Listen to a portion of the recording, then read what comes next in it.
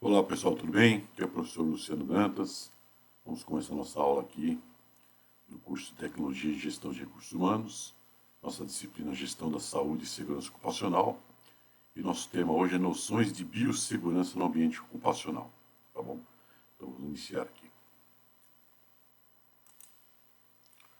Bom, como introdução a gente coloca que a biossegurança vai envolver ações de prevenção e proteção do trabalhador, além da minimização dos riscos, né? As medidas aí são fundamentais para a segurança e bom funcionamento do ambiente de trabalho e evitam risco à saúde dos colaboradores da empresa. O próprio nome já diz, né? Biossegurança, bio quer dizer vida e segurança, obviamente, o nome já fala por si, né? Então a gente tem que tratar alguns assuntos voltados aí à vida do ser humano, né? Em relação aí ao que o ambiente de trabalho proporciona para ele e de riscos, tá ok? Então, são ações voltadas para a prevenção e proteção, minimização. O objetivo é garantir a saúde do ser humano, dos animais e a preservação do meio ambiente. Então, tudo que está envolvido aí dentro do aspecto laboral que tenha situações de riscos aos seres humanos, aos animais e o meio ambiente também, vão ser objetos aí do estudo dentro da biossegurança. Nossas medidas tomadas para garantir a integridade do profissional, né? E os ambientes de trabalho que oferecem riscos aos seus trabalhadores, principalmente os biológicos, são nocivos à saúde e podem afetar a empresa também, tanto no âmbito interno quanto externo. Um dos meios de prevenção é a biossegurança, que é a área que a gente está trabalhando um pouquinho, falando um pouquinho para vocês em relação aí à nossa disciplina. Bom, existe uma lei de biossegurança, a Lei 11.105 de 2005, né, que foi criada para mostrar a importância de preservar, oferecer segurança em qualquer atividade e determinar competências e normas. O objetivo principal, obviamente, é proteger os profissionais que atuam em área de manipulação de organismos e agentes biológicos alterados geneticamente. Coloquei aqui na minha apresentação uma capa de um livro, né, que fala sobre a lei da biossegurança. Né? Se alguém tiver interesse em fazer algum curso, alguma coisa sobre noticiário ou que trabalha num ambiente que tenha riscos biológicos, né, podem adquirir o livro ou baixar da internet, alguma coisa desse tipo, para ter uma informação um pouco maior. Então, dentro da nossa área, saúde, segurança e trabalho, né, ela vai servir para prevenir acidentes de trabalho e trata de um conjunto de medidas para eliminar ou minimizar o risco dos trabalhadores que ficam expostos a um ambiente ou atividade perigosa ou nociva à saúde. Elas podem prevenir danos ergonômicos, químicos, psicológicos e biológicos aos trabalhadores. Tá? Então essa é a ideia da lei, para fazer essa proteção do trabalhador que tem riscos aí dentro do ambiente de trabalho, né? Principalmente o pessoal que trabalha na área de saúde, né? É muito afetado pelos riscos biológicos, principalmente. Bom, o artigo 1 da Lei de Biossegurança diz o seguinte: estabelece normas de segurança e mecanismos de fiscalização sobre a construção, o cultivo, a produção, a manipulação, o transporte, a transferência, a importação, a exportação, o armazenamento, a pesquisa, a comercialização, o consumo, a liberação no meio ambiente e o descarte de organismos geneticamente modificados, que é a sigla OGM, e seus derivados. E tem como diretriz o estímulo ao avanço científico na área de biossegurança e biotecnologia, proteção à vida e à saúde humana, animal e vegetal, e a observância do princípio de precaução para a proteção do meio ambiente. Podemos entender que essa norma ela vai abranger toda a parte, né, tudo que se diz respeito aí a tratamento de biossegurança, né, construção, cultivo, manipulação, etc. Todas as etapas que envolvem a manipulação ou a aquisição de equipamentos ou de produtos dessa área, né, a norma vai falar e vai dar umas tratativas interessantes para a gente ter um cuidado com esse aspecto aí. Algumas áreas de atuação que são obrigadas por lei a seguir a biossegurança são hospitais, laboratórios, universidades, indústrias e hemocentros. Obviamente que dentro dessas áreas que trabalham realmente com o risco biológico, né? Esses hospitais não tem nem o que discutir, laboratórios que envolvem prática de pesquisa ou prática de análises laboratoriais, também tem esse viés. Universidades que estão ligadas diretamente à área de medicina ou biomedicina, indústrias também que estão aí dentro desse aspecto, e hemocentros, né, que são centros de controle, centros que recolhem sangue das pessoas e fazem a transferência para os hospitais. Então são áreas que têm um risco biológico muito grande. Então, os cuidados principais, a adoção de protocolos obrigatórios, até a autofiscalização da própria empresa no cumprimento desses procedimentos. Tá?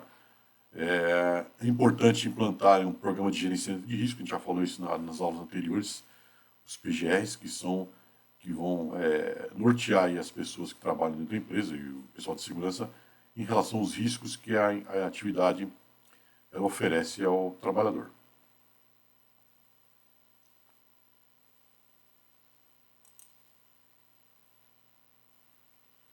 Bom, esses procedimentos, né, de saúde e segurança devem ser apoiados com ações educacionais, treinamentos e palestras, por exemplo. Né? Então, dentro de empresas é muito comum, né, se ter treinamentos sobre ações de segurança, sobre como agir em casos emergenciais, de segurança em geral, e as palestras também de profissionais do ramo, do segmento, que possam contribuir para a formação do colaborador. Né? Eu não gosto muito da palavra colaborador ou do trabalhador que está dentro aí da empresa.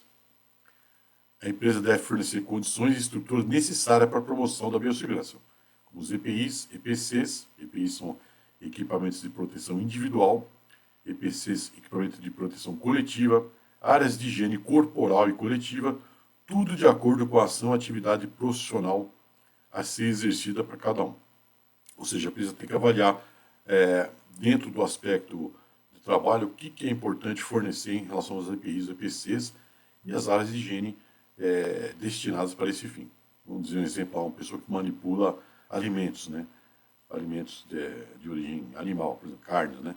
Então, obviamente, dentro daquela atividade laboral, em tempos de programação, ele tem que fazer uma higiene corporal para evitar a contaminação cruzada dos alimentos que ele vai manipulando e que essa contaminação chegue aí ao consumidor, né? Então, e também na hora que sai da empresa tem que fazer toda essa higiene. Então são aspectos interessantes dentro aí da biossegurança no ambiente de trabalho. Alguns pontos principais dentro das medidas de biossegurança são destacados e a obrigação das empresas atuar de acordo com as exigências dessa lei 11.105 de 2005. Higiene corporal, a gente vai falar um pouquinho de cada item desse aqui dentro da nossa apresentação. Higienização do ambiente, uso de EPIs, sinalização das áreas de riscos, descarte adequado de resíduos, limpeza e desinfecção de superfícies, isolamento de pacientes, vacinação e treinamento. Então, cada ponto desse aqui vai ser destacado nessa apresentação para vocês terem uma ideia básica do que se trata essa condição aí. Bom, em relação à higiene corporal, higienização corporal, a gente tem o seguinte, né? São fundamentais para prevenir que não ocorra o transporte de unidades patogênicas para as públicas. São aplicadas orientações sobre o uso de maçanetas, botões, telefone e outros objetivos de uso coletivos, evitando assim a contaminação. Objetivos não, objetos, né? Evitando assim a contaminação. Então, se você tem um ambiente que tem uma certa produção de elementos biológicos que podem se contaminar outros ambientes, você tem que ter um cuidado também, né, com a higienização corporal quando você sai dessa uma área específica e vai para outra, basicamente quando você entra em contato com os objetos que estão aí de uso comum de outras pessoas que de repente não estão dentro da área de risco biológico. Então, por isso é importante a rotina de lavar as mãos, né? Aqui a gente colocou uma figura que ilustra como lavar corretamente as mãos, dentro daquele aspecto pandêmico que a gente viveu. Essas placas tinham sido afixadas em praticamente todos os lugares, então, basicamente, as pessoas entenderam a importância de lavar as mãos dentro não só do ambiente industrial, ambiente que se trabalha, como também dentro do ambiente caseiro, né? Quando você vai manipular um alimento, fazer uma comida, ou vai fazer uma higienização na sua residência, após essa operação você tem que realmente lavar as mãos, né, do modo correto para evitar que você tenha se contaminar com esses elementos que possam estar presentes na alimentação ou nos produtos químicos que a gente usa dentro da limpeza de residências. certo? Então, são medidas também relacionadas à utilização de jalecos, luvas e outros acessórios que previnem a contaminação e a propagação de doenças. São fundamentais para a proteção dos profissionais que atuam em áreas de fácil contaminação de doenças. Tá? Então, esses acessórios que são utilizados também dentro do ambiente industrial também têm que ser higienizados, né, de um modo adequado e são utilizados, obviamente, para a gente evitar a contaminação através desses elementos que presentes dentro da indústria. Higienização do ambiente, né? As medidas mais indicadas para a higienização correta dos ambientes de trabalho inclui vários fatores importantes para a proteção da saúde e da vida dos profissionais. Descarte correto dos materiais utilizados para manuseio de materiais contaminados ou tóxicos, higienização correta de ferramentas que serão reutilizadas e outras medidas que são obrigatórias para empresas de várias áreas. Todo mundo já deve ter ido no dentista, né? E sabe que o dentista manipula nossos dentes com as ferramentas, né? Então as ferramentas, obviamente, que depois do uso com aquela pessoa, elas saem contaminadas e elas têm que ser higienizadas dentro do ambiente de trabalho, tá? Para você ter uma situação de não ter transferência de risco para outra pessoa que vai, obviamente, ser um cliente, paciente do dentista que está te atendendo. Então, esses materiais são colocados no sistema de esterilização e depois utilizados novamente, né, para outros pacientes. Obviamente, são materiais de consumo, não são materiais de consumo e descarte, são materiais de uso frequente, né. Então, está aí dentro do aspecto de higienização do ambiente, a limpeza, principalmente, né? Em ambientes industriais, que manipulam alimentos, outros tipos de resíduos, né? Eles têm que ser limpados, têm que ser lavados, né? Se faz isso em açougues, né? Em restaurantes também, a higienização é fundamental para garantir aí que você consiga ter um ambiente saudável, né? E livre de riscos biológicos dentro desses ambientes, né? Então a limpeza, a lavagem é muito comum dentro das empresas. A partir do momento que termina lá uma operação, faz a limpeza com produtos químicos, outros produtos que são adequados para esse trabalho, né? Os EPIs, né, outro fator importante, a gente vai falar um pouquinho de EPI na frente, em normas regulamentadoras, tem uma norma específica para falar de EPIs, né, são equipamentos de proteção individual. Aventais, luvas, máscaras respiratórias. Máscaras respiratórias são exemplos dos EPIs, né? E promove conforto e confiança para os profissionais que atuam em área de risco. É exigido por lei e as empresas devem incentivar o uso e oferecer os EPIs adequados aos profissionais, tá? Então, os EPIs têm uma classificação de acordo com o risco, né?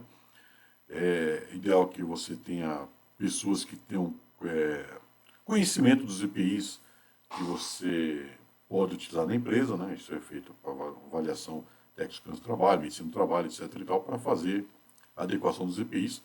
E nesse aspecto também contar com as empresas que fabricam EPIs, né? Para adequar o que você precisa dentro da sua realidade profissional, com o risco envolvido, e as empresas oferecem situações, né, e equipamentos que são mais adequados, né? Em casos mais simples, obviamente, você pode comprar em lojas que vendem EPIs, né, de modo tranquilo. Mas em condições mais preocupantes, que têm riscos maiores, né, é bom sempre consultar um fabricante para ele que ofereça aí um EPI mais adequado para cada situação operacional. Aqui está um exemplo, né, uma ilustração de pessoas vestindo os EPIs, né, com aquele jaleco, com macacão que veste todo o corpo da pessoa, máscaras, né, luvas e toucas, né. Então, em alguns ambientes industriais, né, os ambientes que têm risco biológico, isso é necessário realmente pela condição de exposição aos riscos que aquele ambiente oferece ao ser humano. Outro item importante que a norma fala, a questão de sinalização de área de risco, né? Essa sinalização é fundamental para alertar, informar e orientar as pessoas em relação aos perigos existentes em determinado ambiente de trabalho, tá? Nem sempre você está dentro de uma empresa, você sabe todos os riscos envolvidos dentro de uma atividade profissional. Então a sinalização ajuda a pessoa que tem aí um certo desconhecimento do ambiente, ela conseguir ficar alertada aí com o que está acontecendo naquele ambiente, qual é o risco que tem. Então, independente de ser risco biológico ou não, a sinalização ela vai desempenhar esse papel crucial na prevenção de acidentes e na promoção de segurança do trabalho. As pessoas têm que ter consciência e ver uma placa de alerta, placa amarela de alerta, né? Saber que realmente aquele ambiente tem um risco específico, né? Que obviamente é detectado, visualizado através das placas. As placas são muito bem ilustrativas, né? E você consegue enxergar que aquele determinado setor não é mais adequado para você entrar se você não tiver uma proteção adequada dentro dos EPIs ou dos EPCs que a empresa oferece. Então, sinalização é fundamental nesse aspecto. Outro detalhe importante é descarte adequado de resíduos, né? Parte crucial das práticas de biossegurança em ambientes de trabalho, especialmente setor com saúde, laboratórios e indústrias. Tá? O descarte correto, obviamente, é uma situação que a empresa tem que arcar com esse custo, né? Não é a empresa que faz coleta de resíduos comuns que a gente recebe nossa residência todo dia que faz o descarte desse resíduo, então você tem que ter um contrato com a empresa que faça coleta no seu ambiente de trabalho, seja um hospital, um laboratório ou uma fábrica, né? E tem uma série de procedimentos aí para descarte correto desses resíduos. Primeiro desse aspecto, que é a separação e identificação, a gente vai ter que classificar os resíduos e nas categorias como biológicos, químicos, perfurocortantes e materiais contaminados. A gente vai ter que identificar os recipientes, né, para cada tipo de resíduo, com cores e símbolos padronizados para facilitar o reconhecimento, né. Então a gente colocou aqui uma ilustração, a classificação dos resíduos conforme a ABNT NBR 10.004/2004, que tem classificações dos resíduos e com recipientes com cores diferentes para cada tipo de resíduo. Tá? Se alguém tem uma situação dessa, pode consultar essa norma, ela vai dar indicações. Os fabricantes também, que oferecem aqui os containers, já tem também uma ideia básica de cada situação e pode oferecer para você também um recipiente adequado para cada situação que você tem dentro da empresa. Resíduos biológicos: sangue, fluidos corporais e materiais biológicos. A gente vai ter que descartar esses materiais em recipientes apropriados, como sacos vermelhos ou amarelos, de acordo com as normas. Descarte de agulhas e perfurocortantes. A gente utilizar recipiente rígido e resistente para agulhas, seringas e outros objetos. Obviamente, a gente não vai poder descartar uma agulha, um elemento perfurocortante dentro do saco plástico, porque se na hora que você manusear esse elemento vai furar o saco e pode contaminar você, né? Então tem que ser um recipiente realmente rígido para receber esses materiais. Quando a gente vai em posto de saúde, hospital, você vê lá que o pessoal que faz coleta de sangue já pega aquele elemento lá, a agulha, e já descarta num determinado recipiente que tem adequado para receber aquelas situações, né? Os materiais. Resíduos químicos vencidos ou não utilizados. A gente tem que seguir instruções específicas ao descarte de seguros materiais.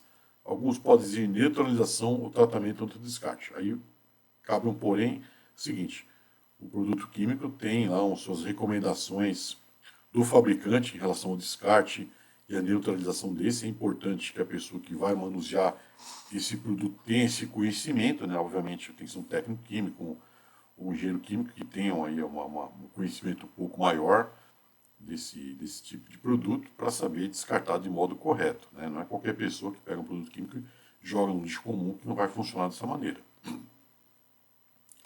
Recipientes vazios de produtos químicos, enxague-os completamente, descarte conforme as regulamentações, né? Então você tem um produto químico que você utilizou, um ácido clorídrico, um ácido fúrico, tem que limpar, tirar todo aquele resíduo de produto que ficou dentro dele, descartar de modo correto dentro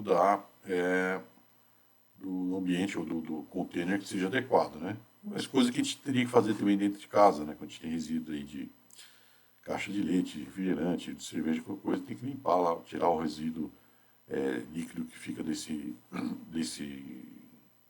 vasilhame e descartá-lo aí dentro do lixo comum, né? Ou lixo separado que é objeto de reciclagem. Resíduos contaminados, materiais de laboratório, descarte, vidrarias, luvas, aventais, outros materiais contaminados têm que ser colocados em recipientes apropriados. Superfícies e equipamentos limpe, desinfete superfície e equipamentos antes do descarte. Tá? Então, são situações que você tem que fazer também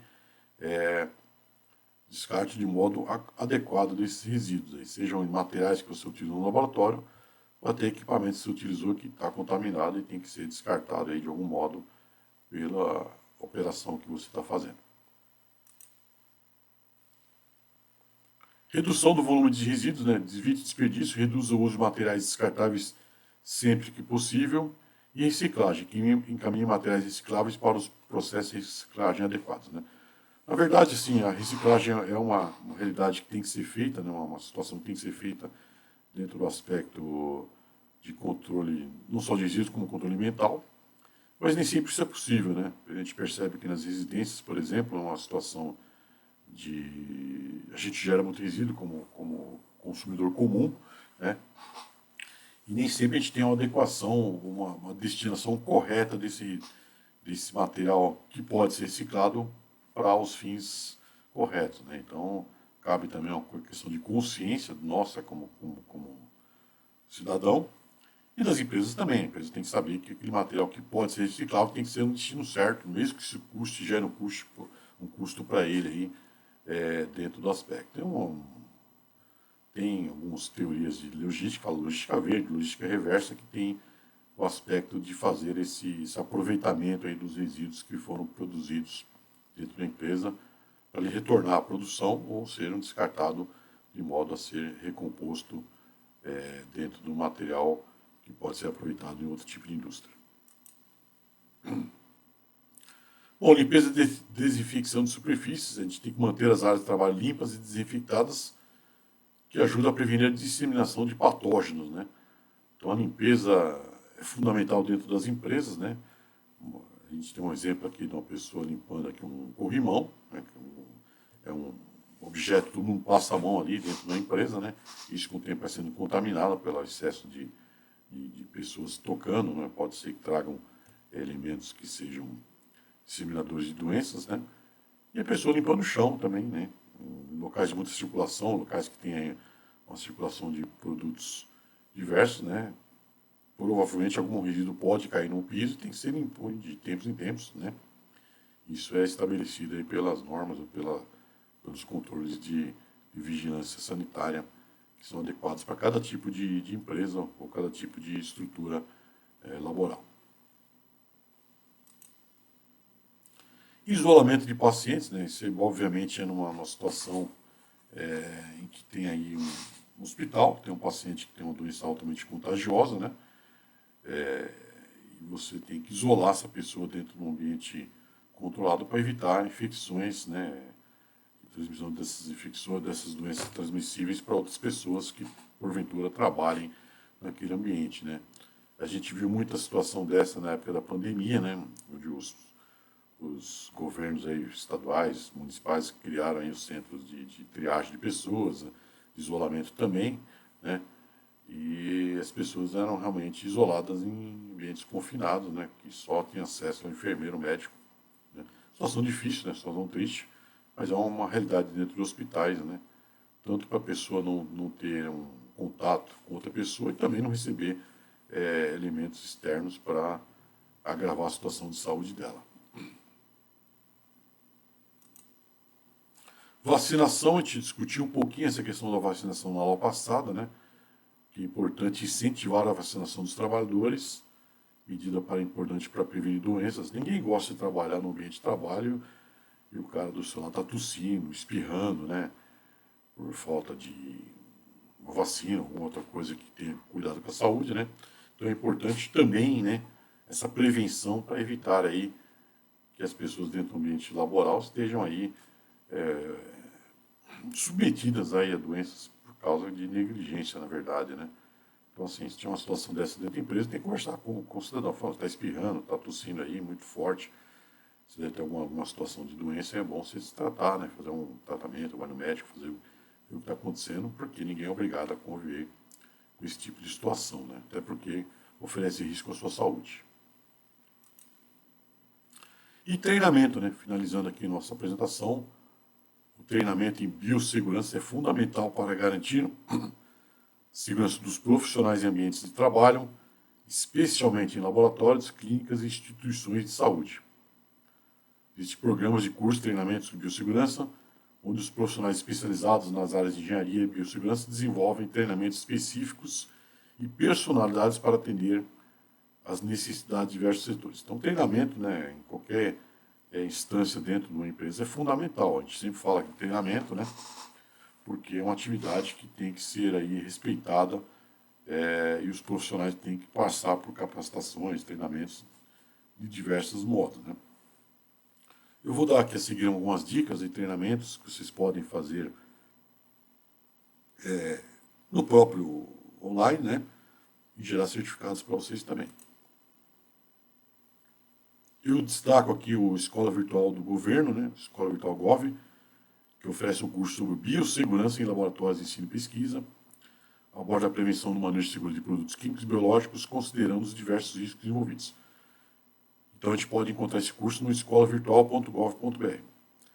Você vai acessar essa escola virtual com a sua senha do gov.br, se matricular no curso, fazer o curso lá online e depois ter até um certificado, bem interessante nesse aspecto aí. Para quem trabalha em determinada área que tem a necessidade de treinamentos, né, você não vai pagar nada, absolutamente nada. Então é um negócio bem interessante também. Tem outro curso que da UnaSUS, né, SUS Sistema Único de Saúde, ela tem um curso sobre fundamentos básicos de biossegurança e bioproteção, com módulos que vão abranger temas como histórico, riscos, saúde do trabalhador, qualidade, gerenciamento de resíduos e transporte de material biológico. Esse aqui está no curso lá no www.unasus.gov.br, cursos, o curso 47012. Então, se clicar nesse link, né, vocês veem aí no seu computador ou celular, vocês podem perceber que tem esse curso que também é gratuito e é importante também para quem trabalha na área de saúde entender aí sobre esses aspectos voltados aí à biossegurança e bioproteção. E também, do mesmo modo, oferece certificados, que é um negócio bem interessante para quem trabalha na área de saúde, né, ou quem precisa, quem entrar na área de saúde, que tem interesse, né, fazer um curso desse tipo, pode ajudar bastante aí a você se desenvolver dentro desse aspecto aí. Tá bom, pessoal? Então é isso, a aula de hoje nossa termina por aqui. Agradeço a todos e até a próxima.